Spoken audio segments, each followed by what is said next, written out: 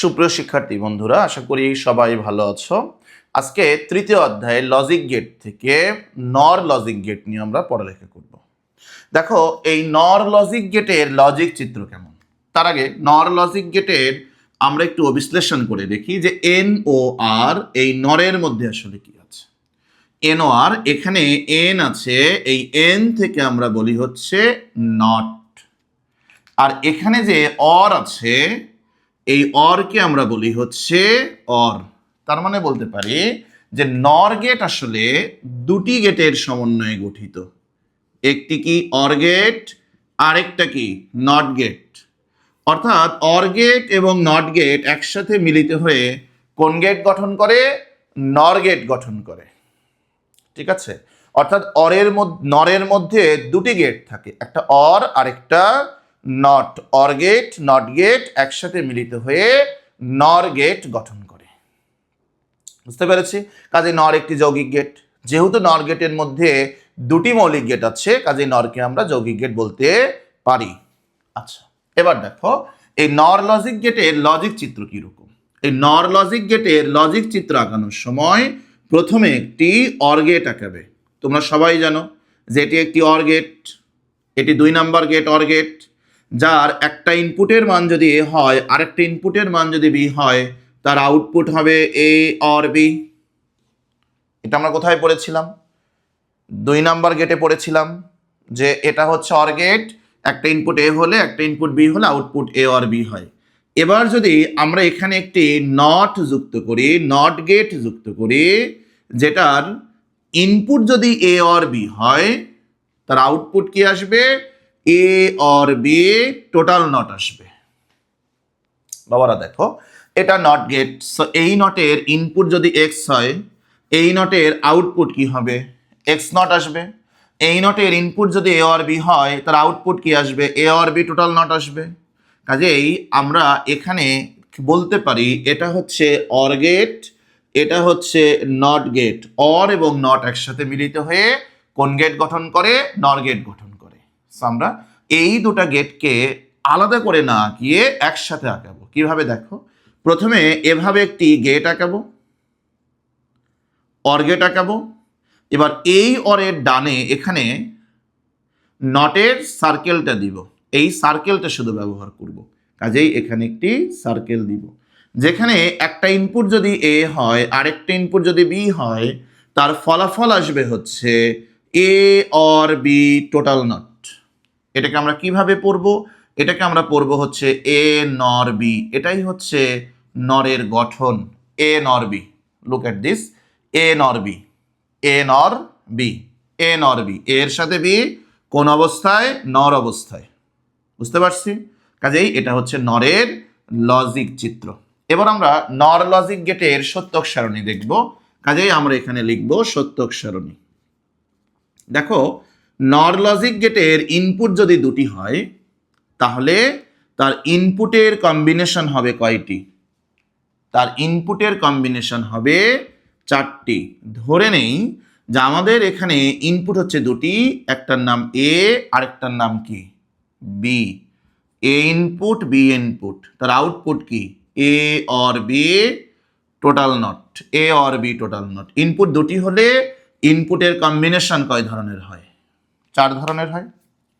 এবার এখানে বি এর নিচে দেখো, একবার 0 একবার 1, একবার করে 0 একবার করে 1। বি এর নিচে 2বার করে 0 2বার করে 1। এখন এখানে যে মানগুলো আছে, সেই মানগুলোকে বা সেই ইনপুটগুলোকে প্রথমে আমরা অর গেট করব। যেমন দেখো, আমি বলতে চাই 0 আর 0, তুমি যদি 0 এর সাথে 0কে অর করো, তার ফলাফল কি আসবে?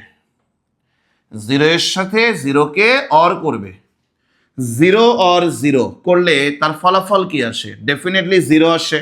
2 নাম্বার গেটের কথা চিন্তা করো, অর গেটের কথা চিন্তা করো।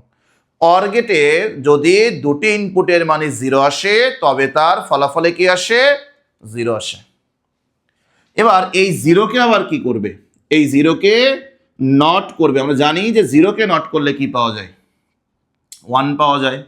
কাজেই আমি এখানে কি লিখবো? 1 লিখবো।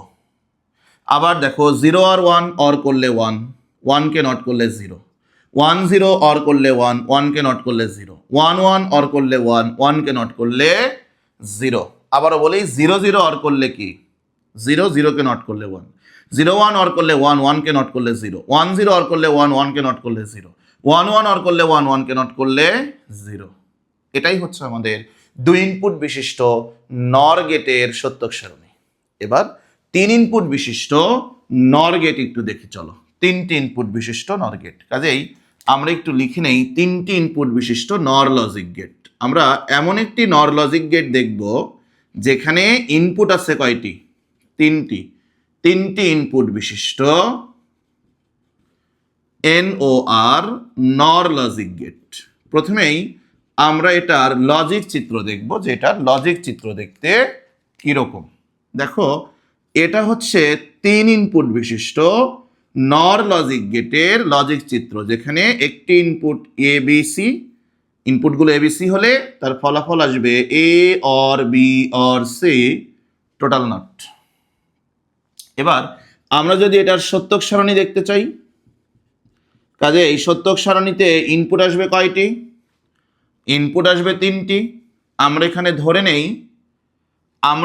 ধরে নেই যে আমাদের ইনপুট কি কি। দেখো, আমরা ধরে নেই আমাদের ইনপুট হচ্ছে ABC। লেটস সে আমাদের এখানে একটি ইনপুট A দেয়া আছে, আরেকটা ইনপুট B দেয়া আছে, আরেকটা ইনপুট C দেয়া আছে। আউটপুট কয়টি দেয়া আছে? একটি। কি সেটা? A or B or C, total not. এখানে ইনপুটের কম্বিনেশন কয়টি হবে? ইনপুটের কম্বিনেশন 8টি হবে। যেহেতু ইনপুট তিনটি, ইনপুটের কম্বিনেশন হবে 8টি। তাকিয়ে দেখো, 8টি ইনপুট আছে, যেখানে আমরা বলতে পারি C এর নিচে একবার 0, একবার 1, একবার 0, একবার 1, একবার 0, একবার 1। B চলকের নিচে দুটি করে 0, দুটি করে 1। এর নিচে কি? 4 বার 0, 4 বার 1।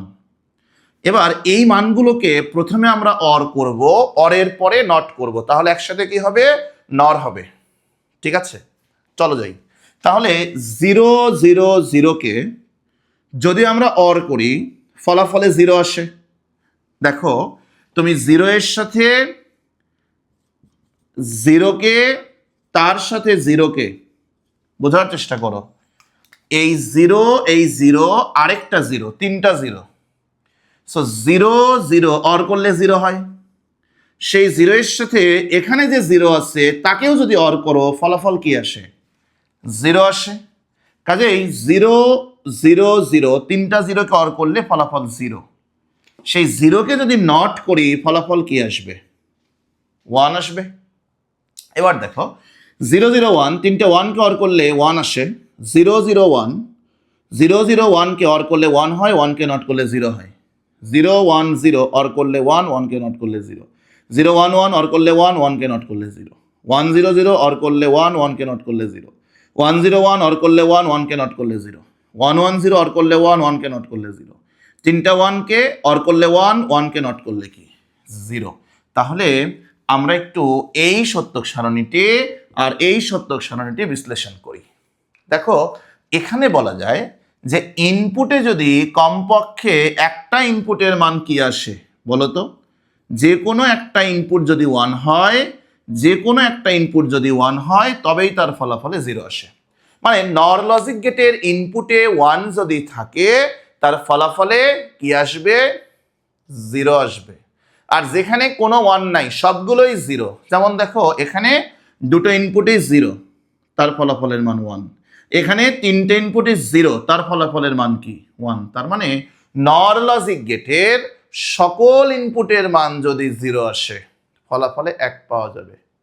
কিন্তু যে কোনো একটি ইনপুটের মান যদি 1 থাকে, তার ফলাফলে কি পাওয়া যাবে? 0 পাওয়া যাবে। তাহলে দেখো, এখান থেকে আমাদের কি পড়ালেখা করতে হবে? আমাদের চিন্তা হবে যে এই যে একটা গেট লজিক চিত্র, এই লজিক চিত্রের নাম হচ্ছে নর লজিক চিত্র। এটা একেবারে দেখা মাত্রই বলতে পারা লাগবে, যেটার নাম হচ্ছে নর লজিকের চিত্র বা নর লজিক গেটের চিত্র। আর নর লজিক গেটে কোন ধরনের ইনপুট থাকলে কোন ধরনের আউটপুট থাকবে? যেমন দেখো, নর লজিক গেটে সকল ইনপুটের মান 0 থাকলে ফলাফলে 1 আসে। আর যে কোনো একটি ইনপুটের মান 1 থাকলেই তার ফলাফলে কি আসে? 0 আসে। এই বিষয়গুলো আমাদের আত্মস্থ করতে হবে, মাথায় রাখতে হবে। সুপ্রিয় শিক্ষার্থী বন্ধুরা, আজকে পর্যন্তই। পরবর্তীতে অন্য কোনো ক্লাসে অন্য আরেকটা গেট নিয়ে তোমাদের সাথে আলোচনা হবে, কথা হবে, পড়ালেখা হবে। সে পর্যন্ত সবাই সুস্থ থেকো, ভালো থেকো। আল্লাহ হাফেজ।